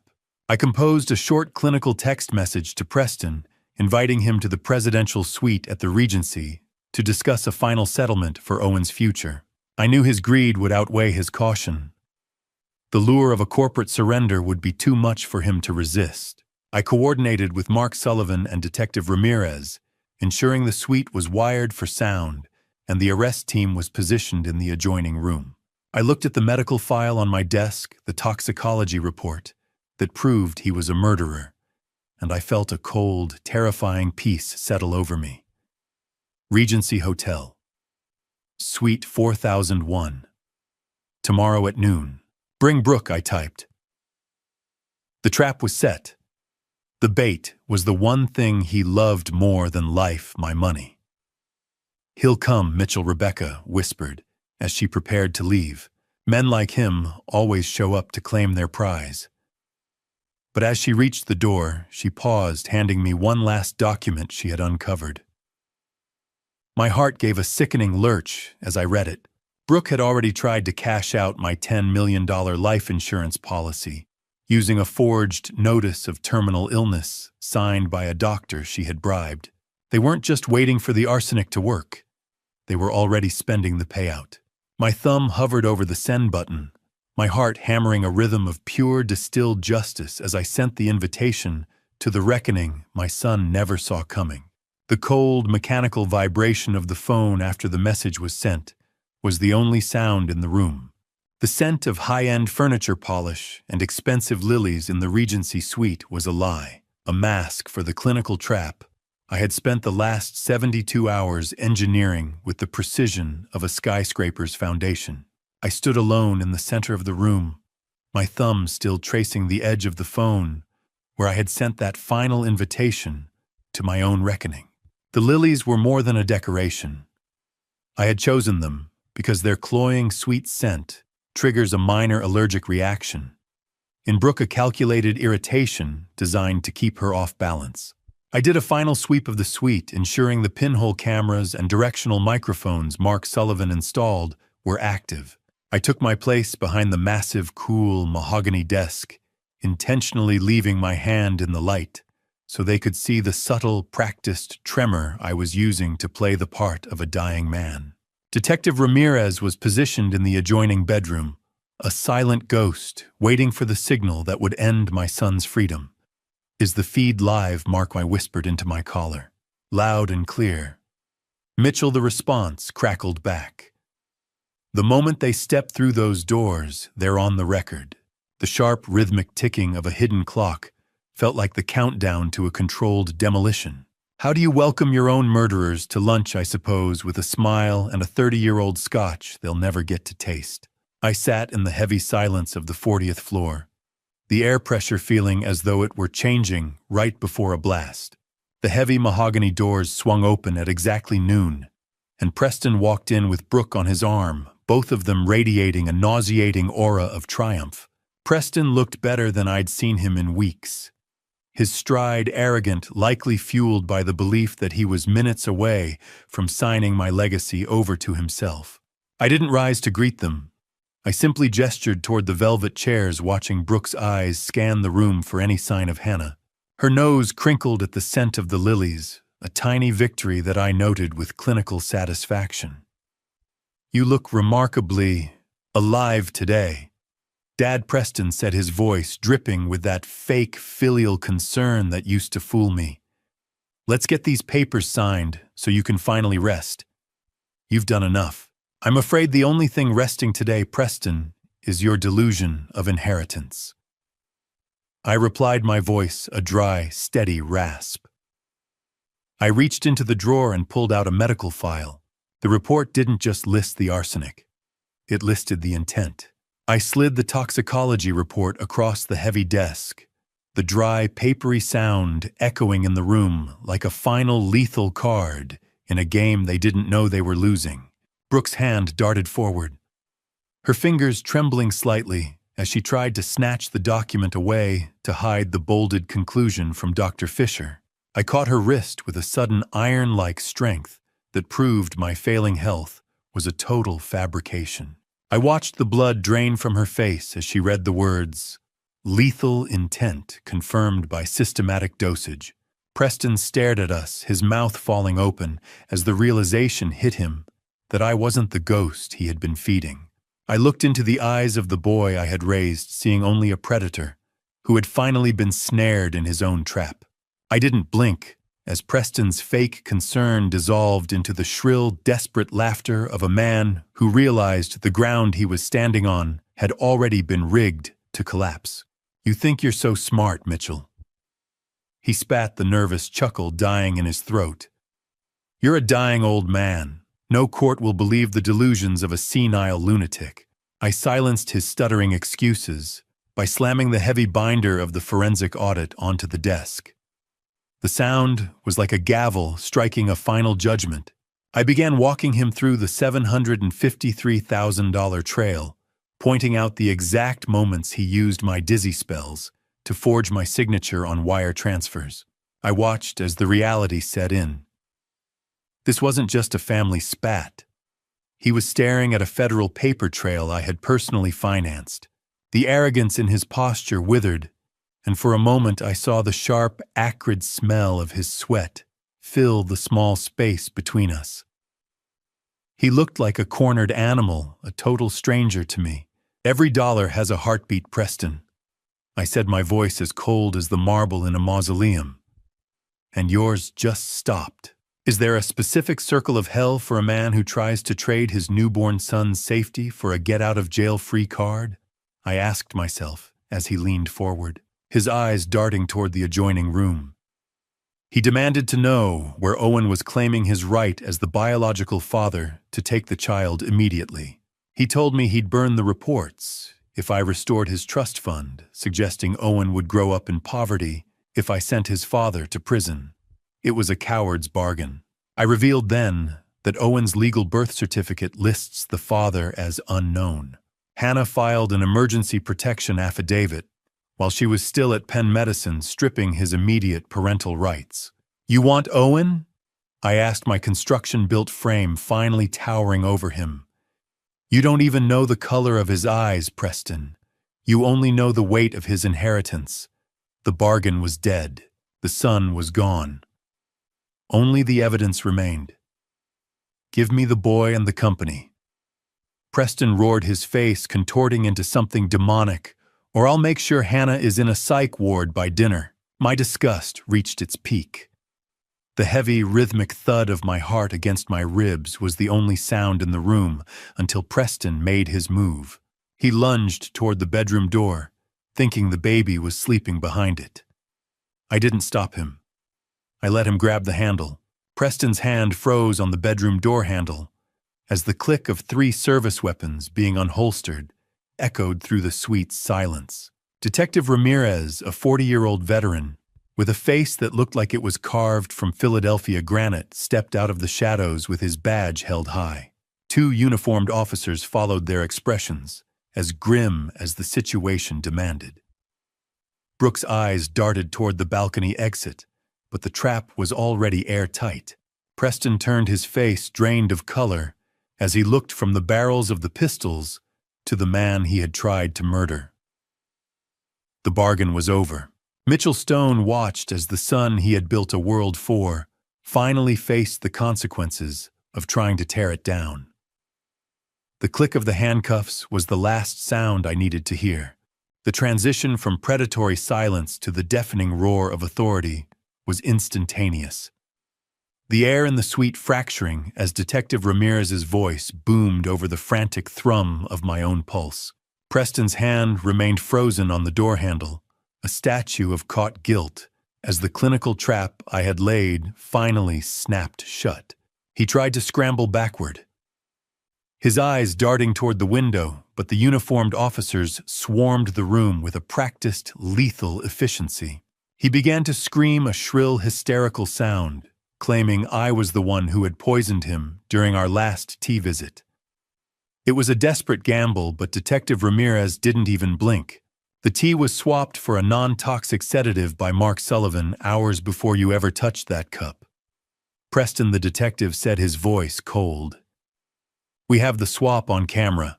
Officers forced my son to his knees on the plush Regency carpet, the blue and red flicker of police lights from the street reflecting against the gold leaf ceiling. I watched unmoved as the arrogance he'd worn like a bespoke suit was stripped away by the cold, biting sound of handcuffs ratcheting shut. 35 years of fatherhood ended with the click of a ratchet.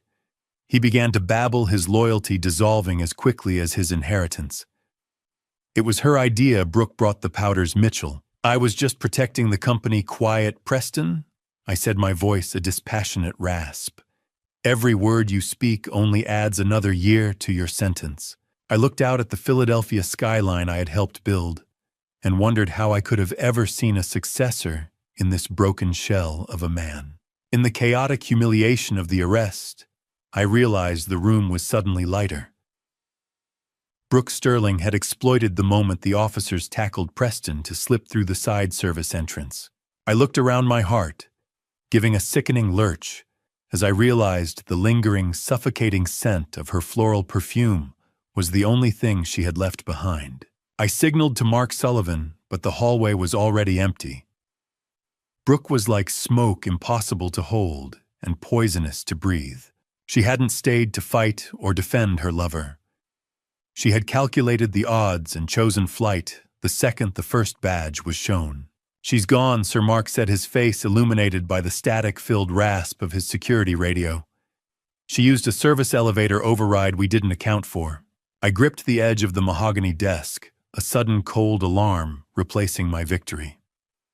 I reached for the manila envelope she'd discarded on the table, and my fingers caught on something hard. I tore at the lining, revealing a small, blinking GPS tracker. She didn't intend to run. She intended to follow me to the one thing I had left to lose. I realized then that Preston's arrest wasn't the end of the game. It was Brooke's diversion.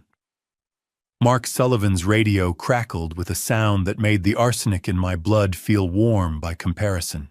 Sir, a black sedan just broke the perimeter at the Rittenhouse Villa. Brooke isn't running to the airport, she's going for the baby. My relief died in my throat, replaced by a panic-stricken but lethally purposeful clarity. I didn't wait for the officers to lead Preston out. I was already moving toward the door, the ghost of my fatigue forgotten as I raced to protect the future from the woman who had already destroyed my past. The screech of tires as I threw myself into the back seat of the town car was still echoing in my mind, my heart a hammer against the fragile architecture of my ribs. But the sirens had long since faded into the Philadelphia night, leaving only the sound of my own rhythmic breathing and the heavy, metallic realization that the war for my bloodline was finally over. I stood in the damp entryway of the Rittenhouse Villa as Brooke Sterling was led away in steel restraints.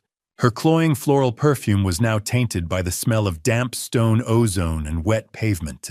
I realized then that she hadn't actually broken the perimeter by skill. I had instructed Henry to leave the back gate unlatched to lure her into a preset police net. I needed her caught in the act of attempted kidnapping, not just financial fraud, to ensure she would never see the light of day again. She didn't look like a master strategist anymore. She looked like a cornered animal realizing the cage was reinforced with the very steel she thought she could bend. I watched the police cruiser pull away, the red and blue lights reflecting off the nursery window, where baby Owen slept undisturbed by the violence that had just tried to claim him.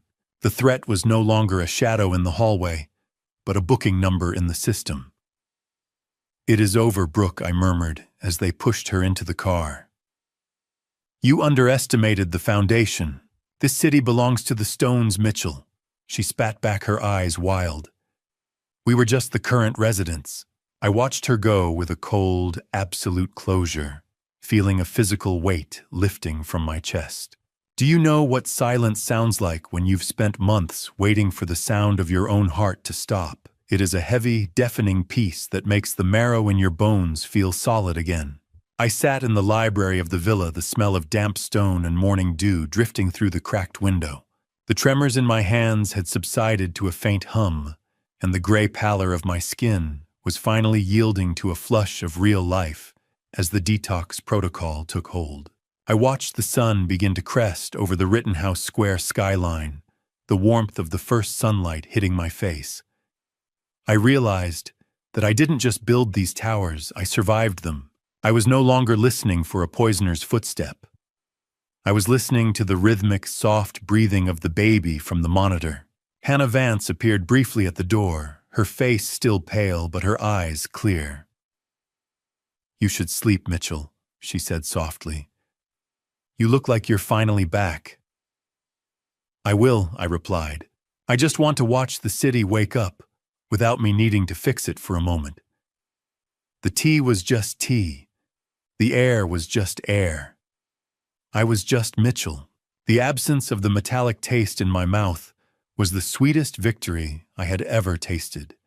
I reached for a book on the side table but found a final letter from Brooke instead.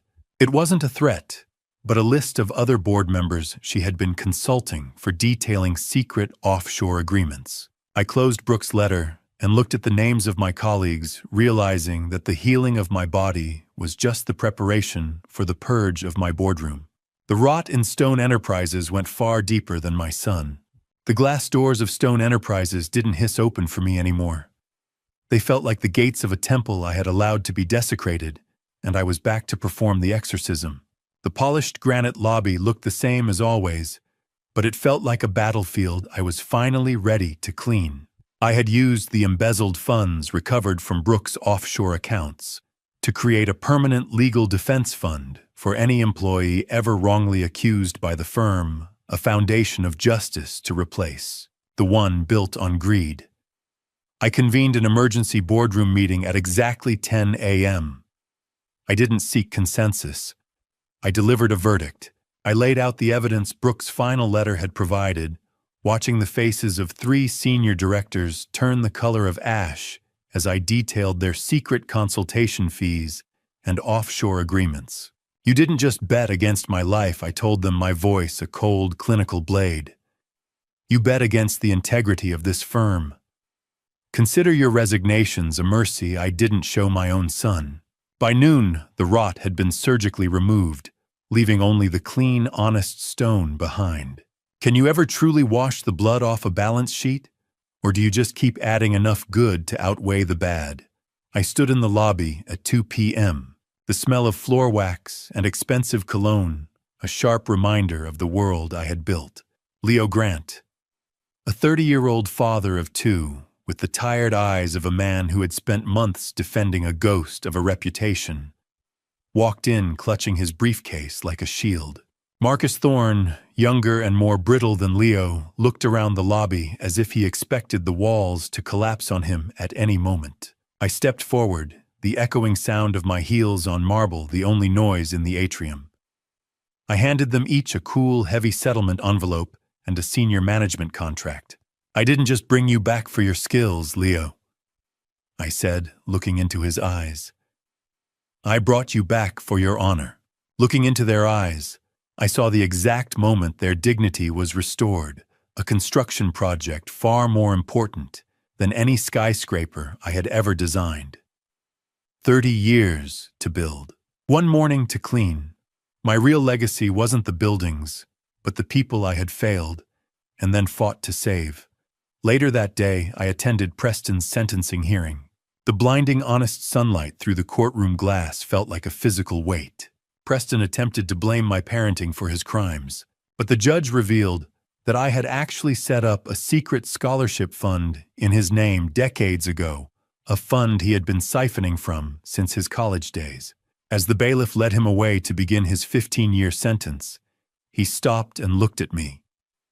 His eyes filled with a terrifyingly clear recognition. "You're still a stone, Dad," he hissed, his voice a ragged shadow of the one that used to laugh at my dinner table. "You just traded a son for a stranger's baby." I didn't answer. I simply watched him go the last link to a version of myself I no longer recognized. I walked out into the Philadelphia afternoon, the air smelling of rain and asphalt, feeling the weight of the company and the weight of the future finally coming into balance. The war was over, and for the first time in my life, I wasn't the one holding the line. I was the one letting it move forward. The morning sun didn't just illuminate my office. It felt like a spotlight on a stage where the actors had finally changed, replacing a hollow villain with the woman who had saved the foundation of my life.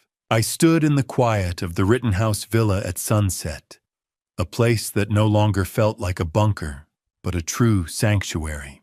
Before we returned to the corporate glass towers, I handed Hannah a document that would ensure her place in my world was immutable. "I have officially adopted you as my legal daughter, Hannah," I said, watching her eyes widen as she read the filing.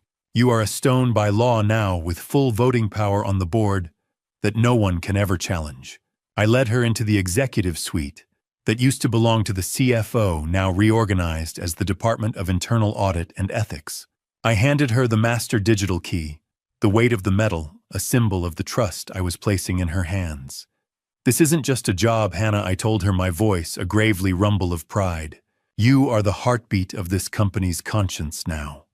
She sat behind the desk, with a confidence forged in the fire of her survival, the smell of fresh ink on high-quality paper filling the room. "I won't let them down, Mitchell," she promised. "I know exactly where the shadows like to hide." Leadership isn't about the height of the tower. It is about the depth of the roots. I spent the hour reviewing the transparency protocols she had designed, realized that she was the true successor I had been searching for all along. Later that evening, I stood on the balcony of the Rittenhouse Villa, the cool spring breeze off the square, ruffling my hair. I was holding baby Owen, his weight a solid, comforting presence against my chest. The city lights below twinkled like a sea of diamonds, a landscape I had spent 40 years shaping. But I now viewed it with the perspective of a man who finally knew what mattered. I looked down at the boy in my arms, seeing the birthmark on his shoulder, the mark of my father, and felt a profound sense of legacy fulfillment. The poison was gone. The stone remained. Hannah joined me, the warm glow of the sunset, hitting the glass towers in the distance. "He looks just like you when you are thinking about a new project," she said, leaning her head against my shoulder. The soft, rhythmic cooing of Owen was the only sound in the peaceful twilight. "He is my greatest project, Hannah," I replied, "and I am just getting started." I reached into my pocket and handed her one final document, the deed to the Rittenhouse Villa in her and Owen's names. "I intend to spend my remaining years traveling and consulting."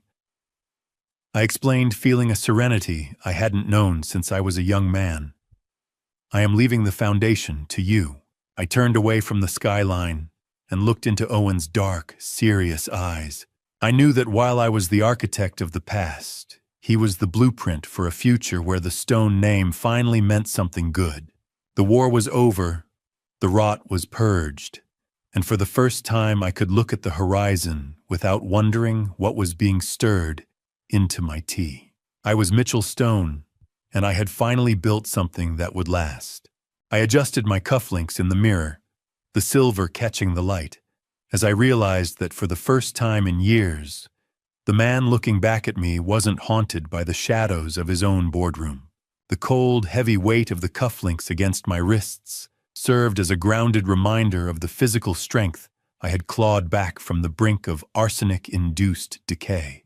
The grand ballroom of the Bellevue was a sea of expensive perfume and floor wax, an arena of light where the orchestra played a rhythmic, echoing waltz that masked the true nature of my presence here.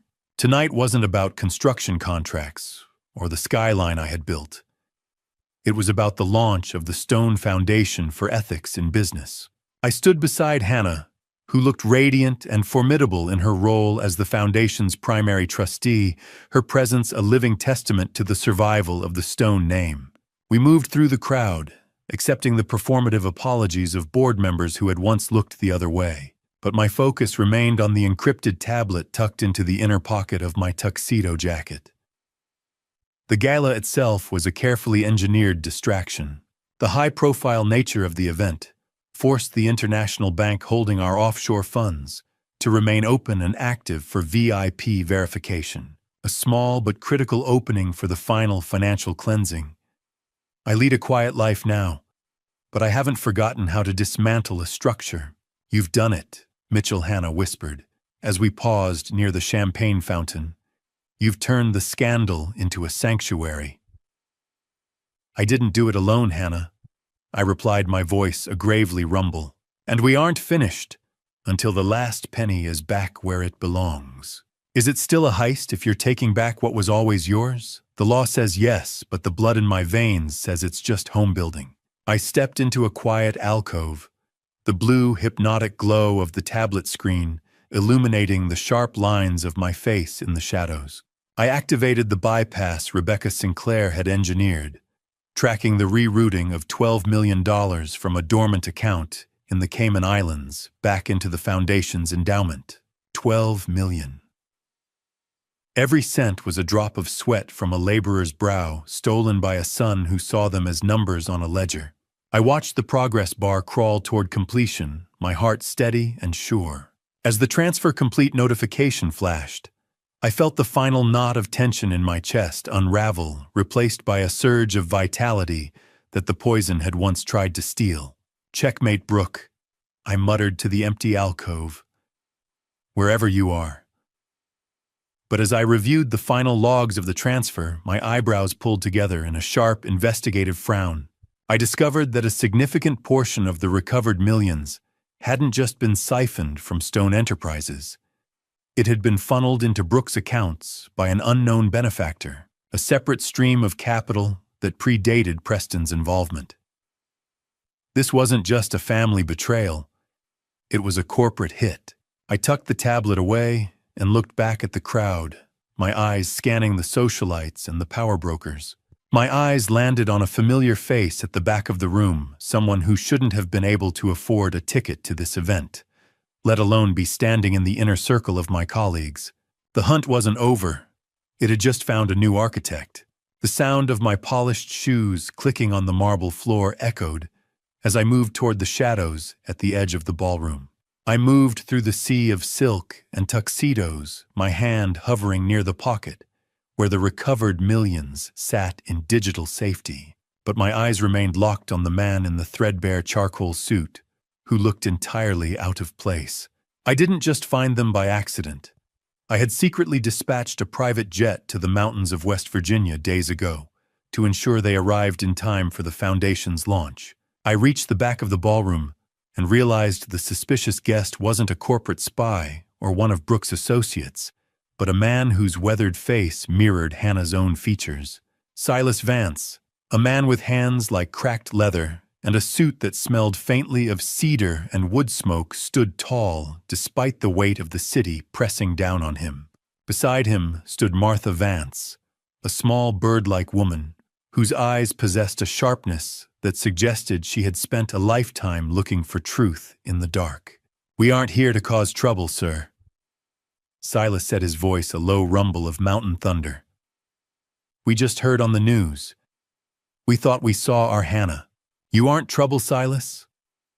I replied, my voice softening as I reached out to touch his scratchy, work-hardened hand. "You're exactly what this family is missing.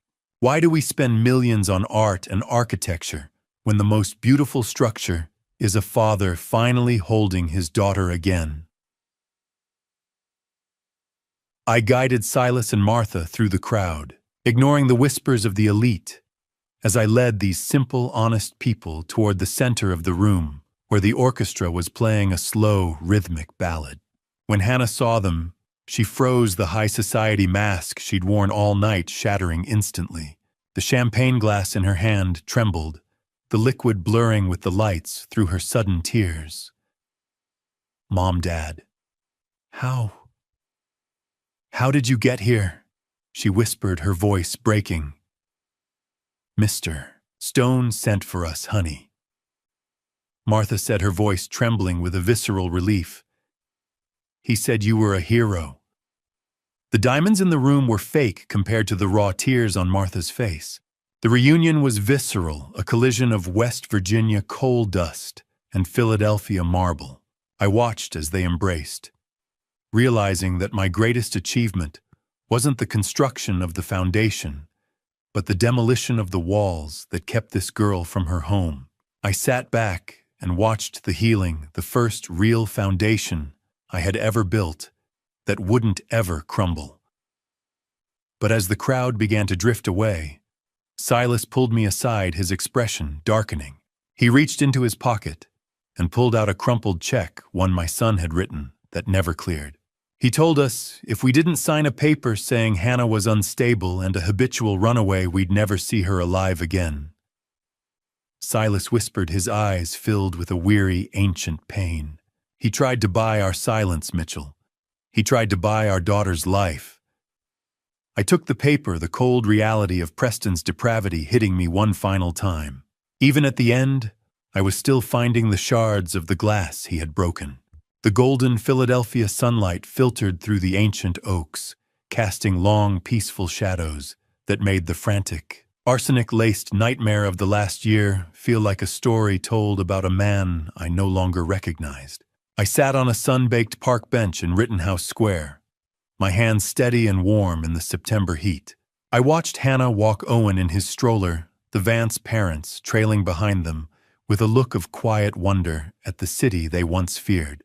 There were no bodyguards in sight, only the invisible shield of the peace I had spent my fortune to build. I had officially dissolved Stone Enterprises as a public entity weeks ago, taking it private so that the family never again has to answer to a board of directors that values profit over people. The corporate machine was dead.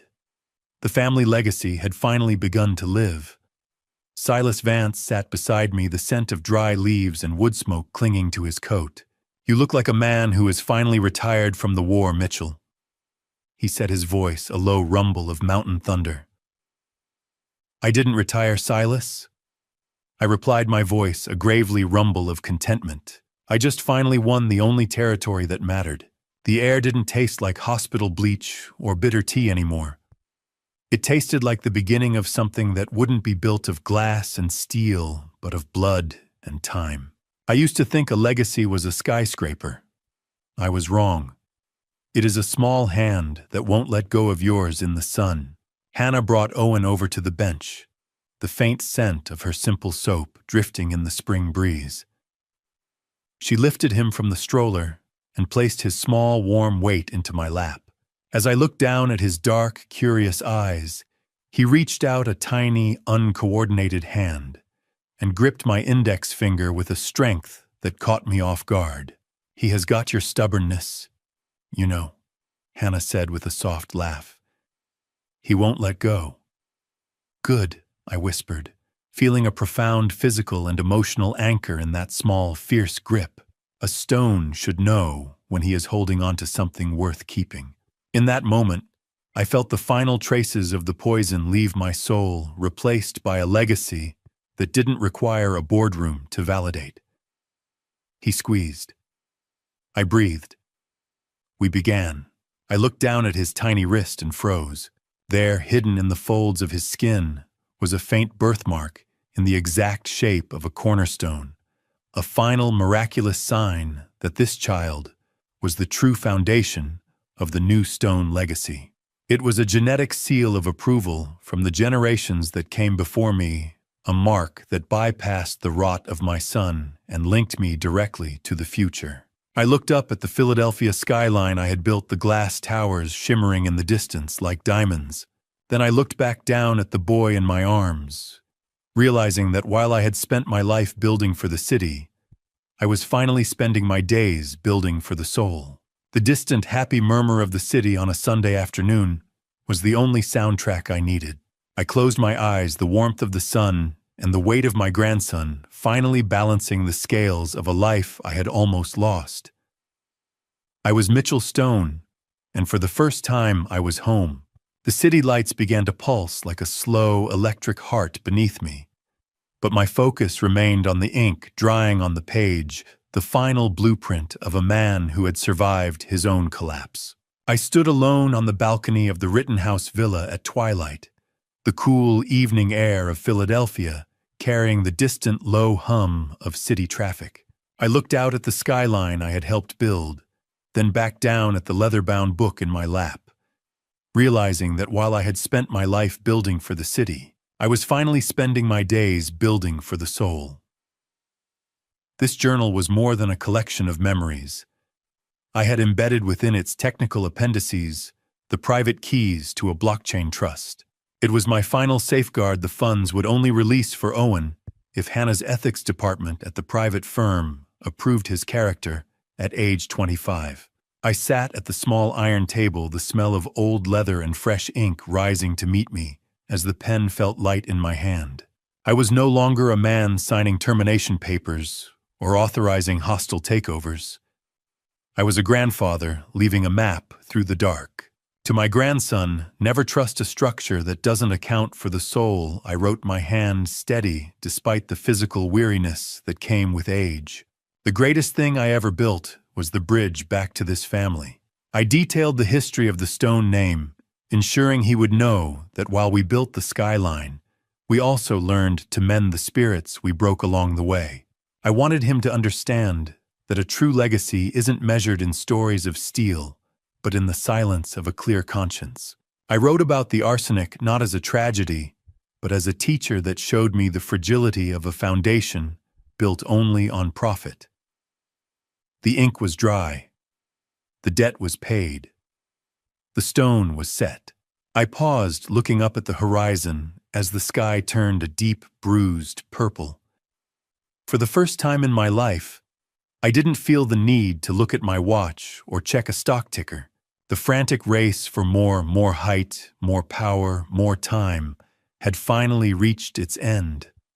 I was finally existing outside of time, a man whose work was finished and whose peace was absolute.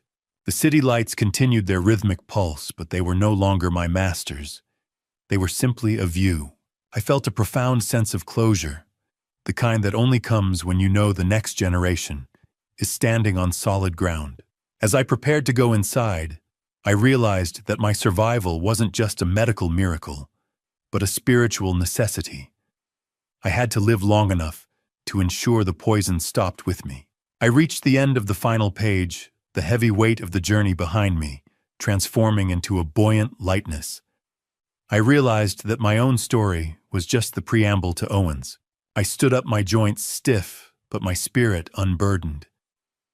The tactile snap of the journal's clasp echoed in the quiet evening air, a sound of finality that rang truer than any boardroom gavel. I snapped the journal shut and looked toward the nursery, where a single light burned a beacon for the boy who would never have to taste the arsenic of my past. I walked toward the door, leaving the skyline to the night and my legacy to the light. Looking back at my family story, I realize I spent decades building an empire, but failed to build a relationship with my own son. Don't be like me. Don't measure your worth by the height of your towers while ignoring the cracks in your foundation. I was so focused on constructing a legacy that I didn't see the monster I was raising under my own roof. This dad revenge wasn't born from hatred. It was born from survival and the desperate need to protect an innocent child.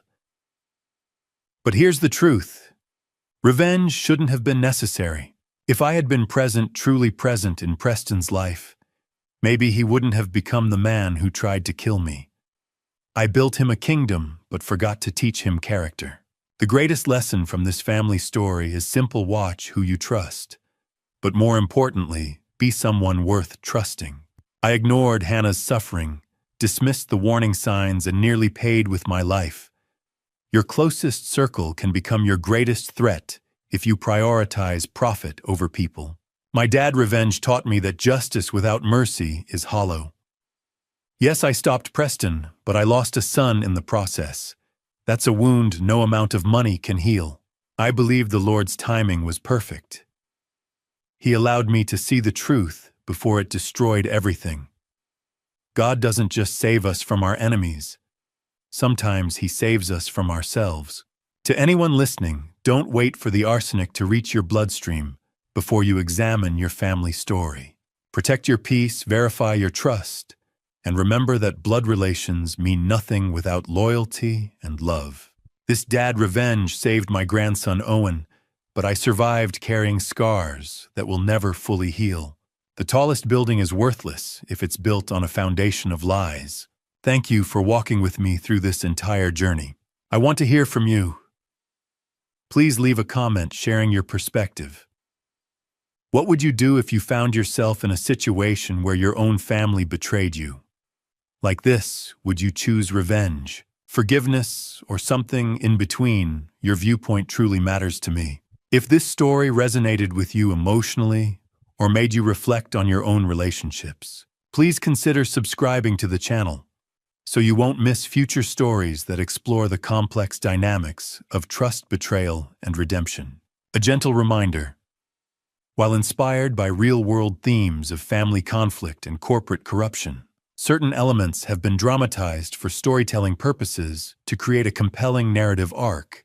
If this style of content doesn't align with your preferences, feel free to explore other videos that might be a better fit for you.